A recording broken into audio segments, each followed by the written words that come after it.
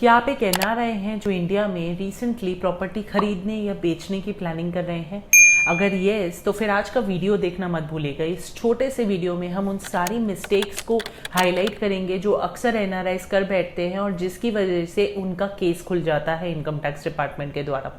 Believe it's और not, इस वक्त हमारी फर्म 20 सच केसेस लड़ रही है जिसमें सिर्फ छोटी मोटी एरर्स की वजह से एनआरआईज को रेगुलरली हरास किया जा रहा है या फिर उनसे क्रॉस क्वेश्चनिंग की जा रही है, जो इनकम टैक्स डिपार्टमेंट अपनी जगह पे शायद सही भी है करने में, लेकिन कुछ बातें अगर जिनका हम थोड़ा बहुत भी ख्याल रखें तो बेटर किया जा सकता है प्रोसेस को काफ़ी ज़्यादा।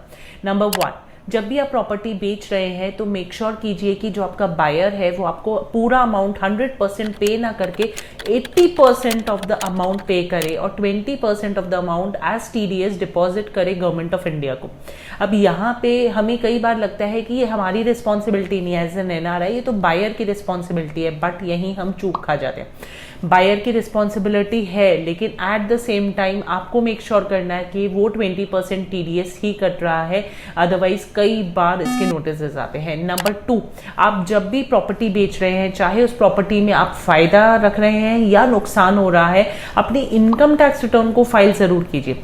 अगर आप सोच रहे हैं कि मेरी प्रॉपर्टी बेचने में तो मुझे एक बहुत मोटा नुकसान हुआ है तो फिर मैं इनकम टैक्स रिटर्न फाइल क्यों करूं, देन यू आर मिस्टेकन। आपकी पूरी की पूरी सेल अमाउंट को आपकी इनकम कंसिडर किया जा सकता है ऐसे केस में, और उसके ऊपर आपको टैक्सेस, इंटरेस्ट, पेनल्टी सब कुछ देना पड़ सकता है। तो डू ऑलवेज रिमेंबर कि अपनी इनकम टैक्स रिटर्न को टाइमली फाइल कीजिए और सही फाइल कीजिए। नंबर 3, अपने ईमेल आईडी, मोबाइल नंबर और एड्रेस को इनकम टैक्स पोर्टल पे रेगुलरली चेक किया कीजिए और उसे अपडेटेड रखा कीजिए। ये मत सोचिए कि अगर मैं ये बोलूंगा कि मुझे नोटिस ही नहीं मिला and I will be saved from the whole process, then you are mistaken. Getting no notice because आपका ईमेल आईडी, मोबाइल नंबर या एड्रेस गलत है और ये एक एक्सक्यूज यूज करना is not allowed as per the income tax litigation process.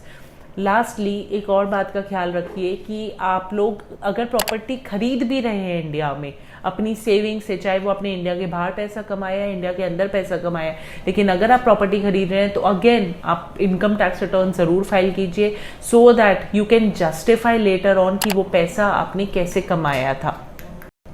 जाने से पहले एक बात और, अपने इनकम टैक्स जो ईमेल है जो आपके इनकम टैक्स पोर्टल पे रजिस्टर्ड है, उस पर कोई भी लेटर, नोटिस, कोई भी कम्युनिकेशन अगर आपको डिपार्टमेंट की तरफ से आता है तो उसको पूरा ध्यान दीजिए और उसको जल्द से जल्द अपने सीए के साथ डिस्कस करके रिस्पॉन्ड कीजिए। कई बार डिले इन फाइलिंग और response also cost you a very heavy penalty amount. In addition please याद रखिएगा कि अगर कोई केस आपके अगेंस्ट भी रिकॉर्ड हो गया है और आपको उसका हर्जाना भुगतना पड़ रहा है तो with in 30 days of the order of that case आप अपील फाइल कर सकते हो और उस अपील को ऑनलाइन ही फाइल करना है, आपको उसके लिए इंडिया आने की जरूरत नहीं है। प्लीज याद रखिए कि ये छोटी छोटी गलतियों से आप एक बड़े नुकसान से बच सकते हैं।